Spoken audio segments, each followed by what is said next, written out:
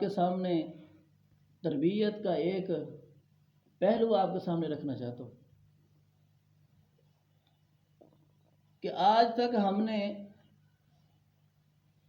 والدین نے بڑی سنجیدگی کے ساتھ بڑے خوش مزاج کے ساتھ یہ باتیں سنی کہ والدین کی بڑی قدر ہے، اور اس میں کوئی شک نہیں کہ اللہ رب العالمین نے جو والدین کو حق دیا ہے، جو مقام عطا فرمایا، وہ کسی کو نہیں دیا۔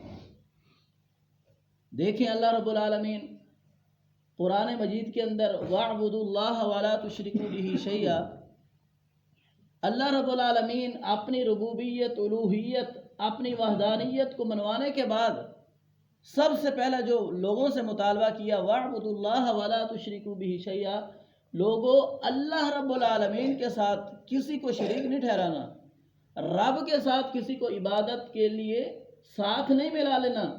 اللہ وہ ذات ہے جس کے سامنے سر جھکانا ہے، اللہ وہ ذات ہے جس کے سامنے ہاتھ جوڑنے ہیں، اللہ وہ ذات ہے کہ جو تیری عزت، پگڑی اور سر کی ٹوپی اور یہ آپ کا جو سنہرا تاج سر پہ سجایا ہوا ہے، یہ اللہ رب العالمین کے علاوہ کسی اور کے سامنے جھکانے کے لائق نہیں۔ اور ساتھ کیا فرمایا وَبِالْوَالِدَيْنِ إِحْسَانًا، کہ دنیا کائنات کے لوگوں یہ بات اتنی کافی ہے کہ اللہ نے اپنے تذکرے کے بعد والدین کا تذکرہ کیا۔ لیکن محترم بھائیوں، میں آج آپ کے سامنے یہ عرض کرنے کی کوشش کروں گا کہ والدین کا جو حق اللہ رب العالمین نے بیان کیا، ہم اپنے بچوں کو، لوگوں کو بیان کرتے ہیں۔ کیا آیا اللہ رب العالمین نے جو حق والدین پر اولاد کا رکھا ہم وہ بھی ادا کریں؟ اگر اولاد میری بات نہیں مانتی تو میں مولانا صاحب کے پاس کسی کی سفارش لے کر جاتا ہوں کہ بھائی یہ میرا بیٹا یہ کر رہا ہے، میرے گھر کے اندر یہ مسائل چل رہے ہیں، ذرا کچھ حل کریں۔ اور اگر اولاد والدین کے مسئلے سے، والدین کے انصاف سے، والدین کے رویے سے اگر اس کو مسئلہ ہو، وہ کسی کو کہہ دے تو وہ غلط ہے۔ در حقیقت کے اندر ہم نے غلطی کی کہ ہم نے اپنی اولاد کی تربیت نہیں۔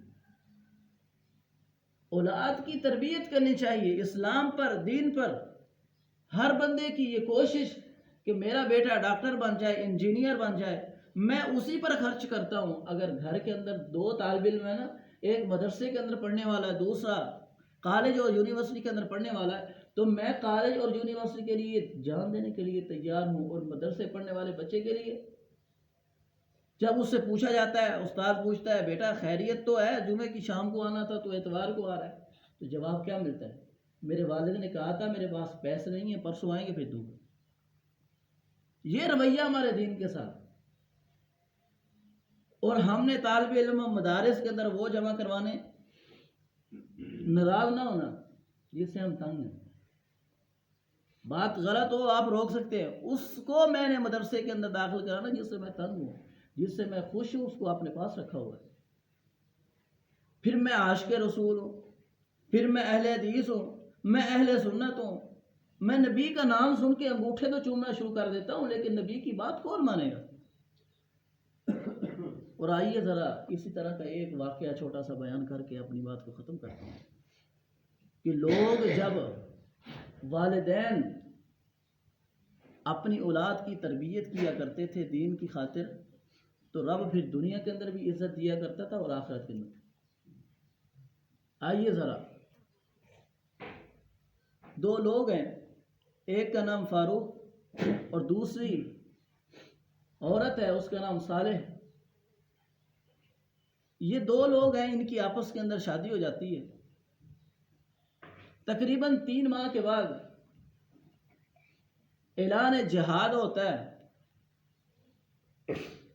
تو وہ فاروق اعلان جہاد کی بات سن کر جہاد کے لیے تیار ہو جاتا ہے جانے کے لیے۔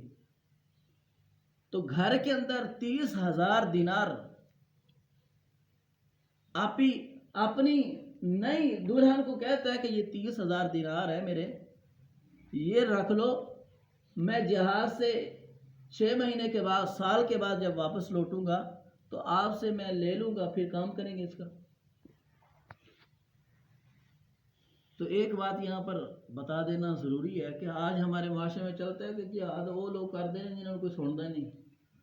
دیکھیے ذرا تاریخ ہے ہماری، 30,000 دینار کا مالک جہاد کے لیے جا رہا ہے اور اس کی بیوی کہتی ہے ٹھیک ہے میں اس کو سنبھال کر رکھوں گی.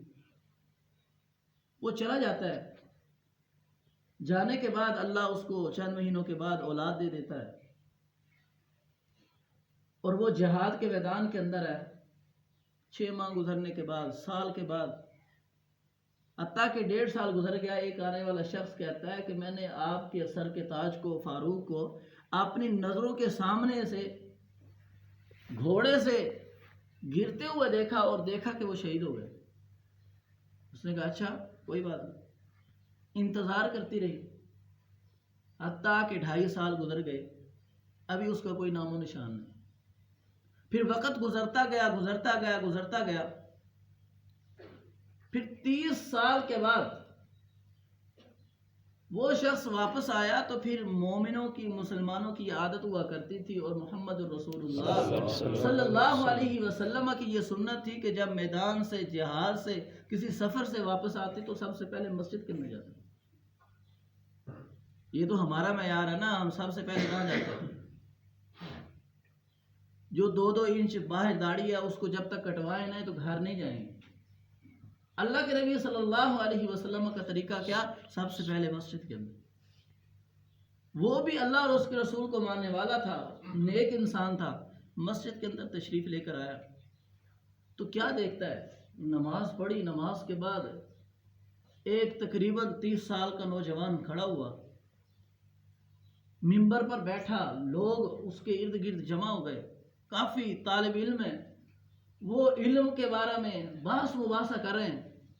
تو وہ شخص فاروق جو 30 سال بعد اپنے وطن لوٹا تھا، وہ دیکھ رہا ہے، سوچ رہا ہے کہ یار یہ کس طرح کے لوگ ہیں اور ان کے والدین نے کس طرح کی تربیت کی ہے.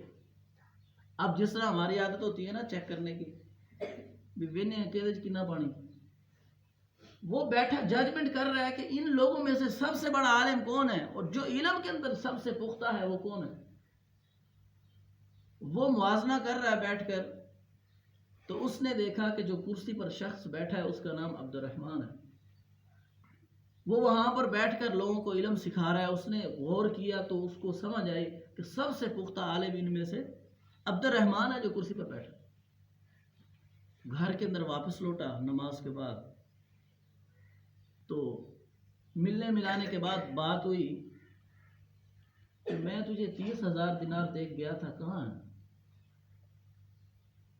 بیوی آگے سے کہنے لگی اے سر کے تاج فاروق، کیا گھر آنے سے پہلے مسجد نہیں گئے تھے؟ عادتوں کا پتہ ہوتا ہے نا. کہنے لگے کیوں نہیں؟ گیا تھا. کہا وہاں پر کچھ دیکھا؟ ہاں میں نے کچھ دیکھا. چند ایک طالب علم تھے، علم سیکھنے والے، اور انہیں سے ایک نوجوان شخص بڑا علم کا پختہ اور اچھے اخلاق والا انسان تھا، میں اس سے بڑا متاثر ہوں. وہ بیوی پوچھنے لگی اے فاروق، اگر اللہ آپ کو عبد الرحمن جیسا علم دے کیا تم 30,000 دینار خرچ کر کے وہ علم سیکھنا چاہو گے؟ وہ کہنے لگے کیوں نہیں، میں 30,000 دینار دینے کے لیے تیار ہوں، لیکن جو یہ علم قیمتی ہے اس کو حاصل کر کے رہو. بیوی بڑی سمجھدار تھی، بڑے طریقے سے سمجھایا. کہا اگر آپ کو اللہ عبد الرحمن جیسا بیٹا دے کہ آپ اس کو یہ علم سکھانے کے لیے 30,000 دینار خرچ کر دیں گے؟ وہ کہنے لگے 30,000 دینار تو کیا، میں اس سے بھی زیادہ خرچ کرنے کے لیے تیار. کسی نے اس کا ہمارے روپیوں کے اندر تھوڑا سا نقل کیا، 15 کروڑ. یہ 30,000 جو دینار ہے 15 کروڑ بنتے ہیں. وہ کہنے لگا میں اپنے بچے کو، عبد الرحمن کو علم سکھانے کے لیے 15 کروڑ سے بھی زیادہ خرچ کرنے کے لیے تیار. اور جب یہ ساری باتیں سنی نا تو بیوی نے کہا اب معاملہ ٹھیک ہو چکا ہے. اس نے کہا فاروق پریشان نہ ہو، اگر تو 30,000 دینار اپنے بچے کی علم کی خاطر، علم سکھانے کی خاطر اگر خرچ کر سکتا تھا نا اس سے بھی زیادہ، تو پھر سن، تیرے جانے کے بعد تیری بیوی نے، میں صالحہ نے، وہ 30,000 دینار، وہ تیرا بچہ ہے اس کی تربیت پہ لگا دوں۔ 15 کروڑ۔ کوئی ایسا شخص جو دین کی خاطر اپنے بچے پر اتنا خرچ کرے؟ اللہ کی قسم ہزاروں مثالیں مل جائیں گی۔ ڈاکٹر سے جا کر پوچھ لے کہ بیٹا آپ نے تربیت کیسے حاصل کی، آپ نے تعلیم کیسے حاصل کی، تو وہ کہے گا میرا باپ مزدوری کیا کرتا تھا، پاؤں میں چھالے پڑ جاتے تھے، سر خون سے بھر جاتا تھا، ہاتھ سوج جاتے تھے، لیکن میرے باپ نے محنت کر کے مجھے ڈاکٹر بنایا۔ اور کسی مولوی سے پوچھ لے، بڑے سے بڑے سے، اس کا کیا حال ہوتا؟ وہ کہنا میں گھروں پڑھنے واسطے آیا، میں نے پیو نے کاٹ دیتا، مجھے یہ ہوا، مجھے وہ ہوا، میں دن کو دہاڑی کرتا تھا، رات کو قرآن پڑھتا تھا، میں رات کو مزدوری کرتا تھا، دن کو لوگوں کے ساتھ بیٹھ کر قرآن سیکھتا تھا۔ اور محترم بھائیو، جب ایسے لوگ موجود تھے نا جو 15 کروڑ دین کی خاطر صرف کر دیا کرتے تھے، تو پھر رب کی رحمتیں بھی تھیں، رب کی شفقتیں اور رب کی مہربانیاں دنیا دیکھا کرتی تھی کہ رب نے ان لوگوں کو کس طرح دین اور دنیا سے مالا مال کیا۔ اور آج ہم دین سے دور ہیں، اللہ کی قسم ہماری پوری نہیں پڑتی۔ آئیے ذرا، اپنا حق تو ہم نے سمجھ لیا، اپنی اولاد کا حق ادا کریں۔ آج مسئلہ ہے جی مول صاحب گال نہیں ماندا، منڈا وڈا ہو گیا ہوں، کچھ کہہ بھی نہیں سکتے۔ بھائی تو نے رب کی بغاوت کی ہے، تیری اولاد تیرے ہاتھ میں کیسے ہے؟ رب سے ٹکر لے کر تو اپنی اولاد کو سمجھانے کی کوشش کرتا نہیں۔ محترم بھائی، اگر بڑھاپے کے اندر چاہتے ہو نا کہ میں گروں اور میرے بیٹے کا ہاتھ نیچے ہو، وہ باپ کی رخسار کی حفاظت کرے، باپ چلنے کی قابل نہ ہو تو بیٹا کہے ابا جی کوئی گال نہیں ہے گی، عمرہ چل کے نہیں نہ کر سکتے تو بیٹے کے کندھے حاضر ہیں۔ جس کندھوں کے اوپر بچپن کے اندر تو کھلایا کرتا تھا، آج یہ کندھے اتنے مضبوط ہو چکے ہیں، ابا تجھے اٹھا کر عمرہ کروائیں گے۔ اس طرح کی تربیت کر جا، اپنی اولاد کی اس طرح کی تربیت کر کے لوگ یہ کہیں کہ یہ